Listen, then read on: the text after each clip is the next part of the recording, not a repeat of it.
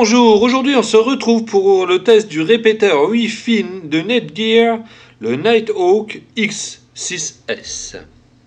Donc qu'est-ce qu'on retrouve dans le paquet? Donc la dock, un CD, le répéteur. Donc en fait le répéteur ressemble plus à un routeur quand on voit la taille. Il est équipé d'ailleurs d'un quad-core au niveau du pros. Et il est tri-band, en fait on a donc une fréquence 2,4 GHz et 2 fois 5 GHz. Donc en fait là on peut voir les petites LED qui en fait c'est les indicateurs de fonctionnement. Là on retrouve 4 ports RJ45 genre gigabit et un port USB 2. Bien sûr le bouton WPS. Donc on voit qu'il n'y a pas d'antenne, en fait elles sont en interne les antennes. Pas une chose à faire, c'est le brancher sur le secteur. Donc là il s'allume et on n'a plus qu'à faire une connexion en WPS. L'intérêt pour moi c'est par exemple de remplacer les routeurs que je me sers comme répéteur en fait. Donc là c'est sur le routeur principal, donc le but en fait d'appuyer sur WPS. Voilà. Donc là c'est par exemple du TP-Link que je fais marcher avec le Netgear sans problème. Donc là par défaut il a trouvé le 2,4 GHz. Donc ce qu'il faut faire c'est en fait recommencer la manipulation une deuxième fois en WPS pour qu'il trouve le 5 GHz. Voilà. Voilà, vous pouvez voir il l'a trouvé.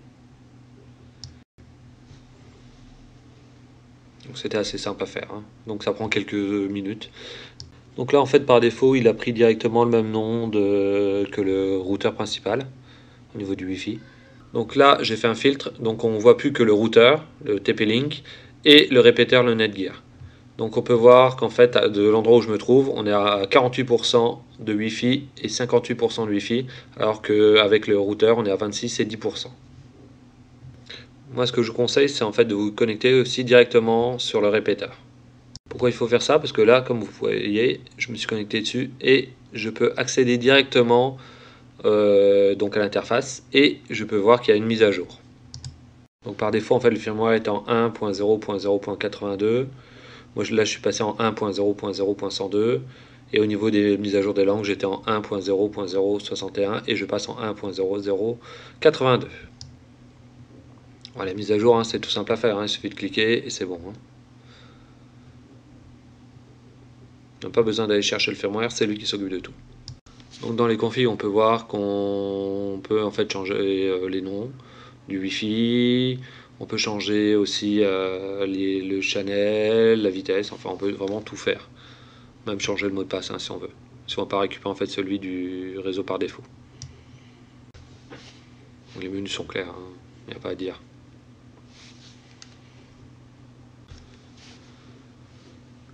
Donc là on peut regarder qu'est-ce qui est connecté au niveau des devices. Comme vous pouvez voir. Là j'avais rien connecté à ce moment là. Donc il y a plein d'autres options, un backup. On peut en fait donner des accès à certaines heures de la journée. Connecter quelque chose au port USB, donc par exemple un lecteur, un disque dur externe. C'est d'ailleurs ce que je vais faire là, pour vous montrer. Donc là ce que j'ai fait c'est que j'ai connecté un ordinateur en filaire, un Mac en Wi-Fi, et j'ai connecté un disque dur aussi. Comme vous pouvez voir. Voilà. Donc là c'est filaire et Wi-Fi. Donc comme je vous ai dit, j'ai connecté un disque dur. Donc là j'ai pris un disque dur en 2,5 pouces, auto-alimenté. Donc le répéteur a pas eu de mal pour le trouver. Donc là on peut voir qu'en fait il me rajoute bien en fait un drive. Et j'y accède directement. Donc là, voilà. Là j'accède bien au disque dur. Ça n'a posé aucun problème.